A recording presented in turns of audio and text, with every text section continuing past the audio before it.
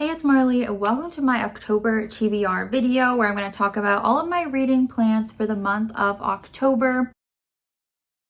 I'm super excited for my reading in October. Since it is the month of Halloween, I'm obviously going to be reading some spooky books, basically just all horror and thriller books. So this is really just my favorite time of year. I am very excited. So let's just get into it. I don't have any TBR games this month like I normally do. I just wanted to kind of mood read some of like the new release thrillers or different thrillers that are kind of on my radar. But first of all, I am going to go over the 3 books I'm reading for my monthly reading blog. They are all horror books. So first off, we have Horrorstor by Grady Hendrix. There's a few authors I'm going to be reading multiple books from this month, and one of them is Grady. He is known to be a horror author, and I've really loved some of his books, but some of them I haven't. So we'll see how this one goes. This is basically his book that takes place at a kind of IKEA type of store, but it's like a haunted house store, like a haunted store. I think creepy things keep happening at this furniture store, and so a couple of the employees decide to spend an overnight at the store to see if they can figure out what is going on. So definitely sounds like it could be creepy. Then I have a young adult horror or slasher called Clown in a Cornfield by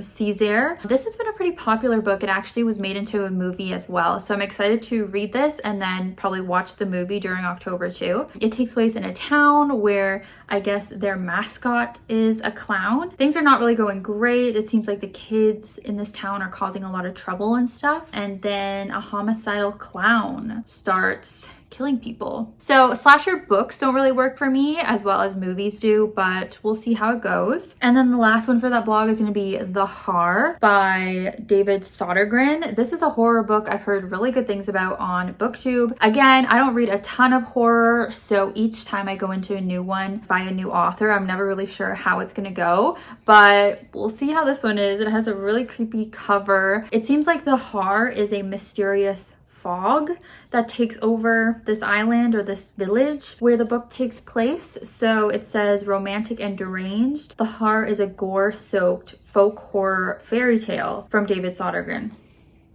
So that could be very interesting. That could be interesting. All right, I believe the rest are thrillers. So first up we have Midnight is the Darkest Hour by Ashley Winstead. I'm a big fan of Ashley, but I've gotten a little bit behind in her releases. So I think this book came out 1 or 2 years ago and I just never got to it. It didn't have the best reviews and I still don't even fully think I understand what the premise is. I think it's a bit of a murder mystery. I think it has to do with vampires and it's a bit romantic. I feel like I've heard people compare it to Twilight, or like maybe the main character loves Twilight or something like that. I don't fully understand, but tune in at the end of next month when I do my reviews. I can finally explain what this book is about and hopefully I will like it. Then I'm also going to be reading Witchcraft for Wayward Girls by Grady Hendrix. So this is book number 2 by Grady. This is another book I've been hearing mixed reviews, so I feel like that's why a lot of these books I've kind of been putting off, but I do want to get to them because they're from authors that I like to read and be caught up on their releases. So in this book, I know it's about a bunch of women, I think in the 70s, who have gotten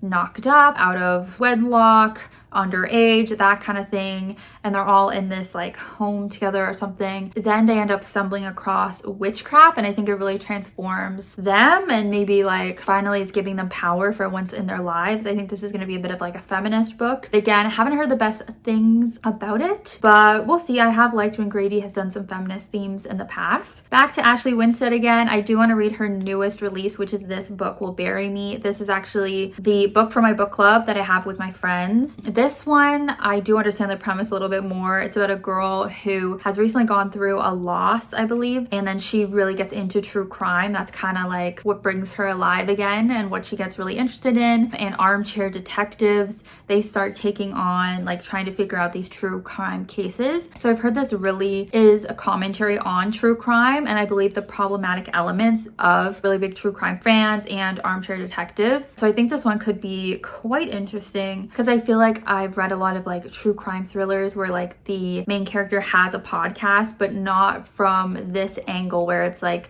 someone who's just obsessed with true crime and wants to like solve it themselves in like a problematic way. Back to another witchy book, we have A Witch's Guide to Magical Innkeeping by Sangu Mandanna. I read her book last year, Secret Society of Irregular regular witches, and I really enjoyed that book. I believe I gave it 4 stars. I loved the witchiness of it, but also the fact that it was more of like a cozy book and a romance. So this seems to have the same vibes. I think it takes place in kind of the same world where witches, I assume, have the same types of powers as in the other book. But we have our main girl who's a witch who has recently lost her powers because she like overextended herself or did some sort of like illegal magic. And so now she's just running this inn and trying to get her powers back. And then this other witch, this male witch, helps her, and that is like the romance. I think this one could be really cute, a little cute cozy book to mix in with all of these more horrific serious books. And the last one is going to be The Man Made of Smoke by Alex North. I've read all of Alex North's books before. I think he's a pretty solid like 4-star author for me. This book sounds like it has the exact same premise as all of his other books, to be honest. It's about this guy whose father's recently died, so then he goes back to like his hometown, and apparently when he was younger he was like almost killed by a serial killer. So it's very like haunting to go back to this town that he was from, where this trauma happened. Like I think his dad died in suspicious circumstances, so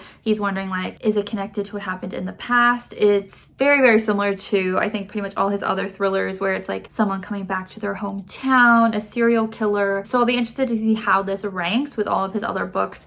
Will I still like it, or is it getting a little bit old for me? We will have to see. So that's all the books that I have planned. If I can read any more, that would be great, because obviously thriller and horror books can typically be quicker to get through than some other genres. But this is the set TBR for now. Let me know what you think of it down below. And of course, let me know if you've read any of these books already, what you thought, and if you think I will like them as well. Thank you so much for watching. I know this video was pretty short, but without any TBR games, I just kind of had it all set, so it was pretty quick. I hope you have a great spooky season, a great reading month in October. Feel free to subscribe so you can see more videos from me and what I think of all these books when I read them. See you soon with a new video next week. Bye!